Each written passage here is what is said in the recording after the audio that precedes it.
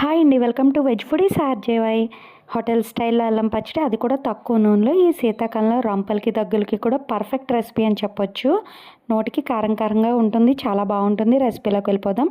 ముందుగా మూకుడు పెట్టుకుని అందులో 2 స్పూన్ల ఆయిల్ వేసుకుని 2 స్పూన్ల శనగపప్పు, ఇంకా 2 స్పూన్ల మినప్పప్పు, ఇంకా ఇందులోనే 3 స్పూన్ల ధనియాలు కూడా వేసుకొని ఇప్పుడు వీటిని ఒక 2 నిమిషాలు వేగనివ్వాలి. ఇవి చిటపట్లాడే టైంలో ఇప్పుడు ఇందులో ఒక 10 ఎండుమిరపకాయలు కూడా వేసుకోవాలండి. మరొకసారి బాగా కలుపుకొని తర్వాత ఇందులో 50 గ్రాముల అల్లం చిన్న చిన్నగా కట్ చేసుకుని ముక్కల్లా ఆ అల్లాన్ని కూడా ఇందులో వేసేసుకొని ఒక 2 నిమిషాలు అల్లం బాగా వేగనివ్వాలి. అంటే ఇందులో పచ్చివాసన అంతా పోవడం కోసం అని చెప్పి ఇప్పుడు ఇందులో 10 వెల్లుల్లి రేకలు కూడా వేసుకోవాలండి. తర్వాత ఇందులోనే నిమ్మకాయ సైజు అంతా చింతపండు కూడా పిక్కలేనిదండి, ఈ చింతపండు కూడా వేసేసుకొని మరొక 2 నిమిషాలు వీటన్నిటిని కూడా బాగా కలుపుకోవాలి. ఇప్పుడు ఇందులో మనం సేమ్ అల్లం ఎంతైతే తీసుకున్నామో అదే క్వాంటిటీలో బెల్లం కూడా తీసుకుంటామండి. అంటే 50 గ్రాముల బెల్లం కూడా తీసేసుకొని ఈ బెల్లాన్ని ఇందులోనే వేసుకోవాలి. మనం ఎక్కువ నూనె వేయట్లేదు కదా అల్లం పచ్చడికి, అందుకోసం అని చెప్పి బెల్లం కూడా ఇప్పుడే వేసేసుకుంటున్నామండి. ఈ బెల్లం కూడా వేసుకున్న తర్వాత ఇందులో కొంచెం ఒక చిన్న కప్పుడు నీళ్లు వేసుకుంటామండి. ఒక 10 కరివేపాకులు కూడా వేసుకుంటాం.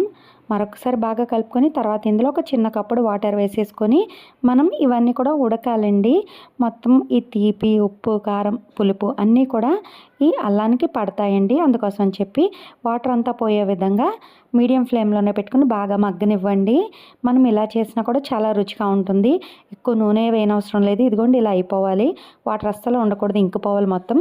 ఇప్పుడు దీన్ని చల్లారి పెట్టేసి పక్కన పెట్టుకుని చల్లారిన తర్వాత మిక్సీ పట్టుకోవడమేనండి. ఇది బాగా పలుచగా కావాలనుకుంటే పలుచగా మిక్సీ పట్టుకోండి. మేమైతే గట్టి చట్నీలాగే చేశానండి. నేనైతే మా ఇంట్లో అందరూ కూడా టిఫిన్లో కూడా గట్టి చట్నీలానే ఇష్టపడతారు. అందుకోసం అని చెప్పి దీన్ని నేను బాగా కొంచెం అంటే ఒక 5 స్పూన్ల వాటర్ వేసుకొని గట్టి చట్నీలో చేసుకున్నాను. వేడి దోశల్లో కావచ్చు, ఇడ్లీలో కావచ్చు, పెసరట్లో కావచ్చు, ప్రతి టిఫిన్లోకి చాలా బాగుంటుంది. అలానే వేడి అన్నంలో కూడా చాలా బాగుంటుందండి. ఇప్పుడు నేను దోశ వేసుకొని ఉల్లిపాయలు కూడా వేసుకొని ఉల్లి దోశలోకి ఈ చట్నీ అయితే పర్ఫెక్ట్ అని చెప్పొచ్చు. అంత టేస్టీగా ఉంటుంది. ఒక 4-5 దోశలు తినేవాళ్ళు కూడా 10 దోశలు తింటారు, అంత టేస్టీగా ఉంటుంది. మీకు నచ్చిందా ఈ చట్నీ? మీరు ట్రై చేస్తారా? అయితే మీరు ట్రై చేసి మీకు ఎలా వచ్చిందో ఖచ్చితంగా కామెంట్ చేయండి. నా ఛానల్ ఎవరైనా కొత్తగా చూసినట్లయితే సబ్స్క్రైబ్ చేయండి, పక్కన ఉన్న బెల్ ఐకాన్ క్లిక్ చేయండి. మీ ఫ్రెండ్స్కి, రిలేటివ్స్ కూడా నా వీడియోస్ని షేర్ చేయండి.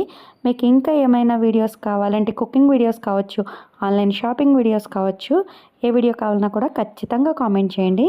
నేను వీడియో తీసి అప్లోడ్ చేయడానికి ట్రై చేస్తాను. ఈరోజు వీడియో వచ్చి ఇదేనండి. థ్యాంక్స్ ఫర్ వాచింగ్ అండి. మరొక్కసారి కామెంట్ చేయడం మర్చిపోకండి.